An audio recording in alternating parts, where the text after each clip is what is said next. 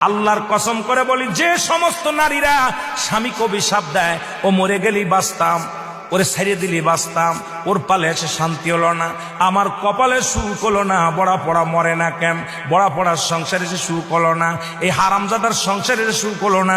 আল্লাহর কসম করে বলি, যে সমস্ত নারীরা স্বামীকে অভিশাপ দিবে, ইয়াউমুল কিয়ামতের ময়দানে বিনা হিসাবে তারা জাহান্নামে প্রবেশ করবে। জোরে বলেন আল্লাহু আকবার। আমার মারা যারা মাইকের আওয়াজ শোনেন, শুনে নেন, যত আপনার নামাজ, আপনার রোজা, আপনার হজ সবকিছু বরবাদ হয়ে যাবে যারা স্বামীকে লানত করবেন, স্বামীকে যারা অভিশাপ করবেন, স্বামীর বিরুদ্ধে অভিযোগ করবেন, স্বামীর প্রশংসা করবেন।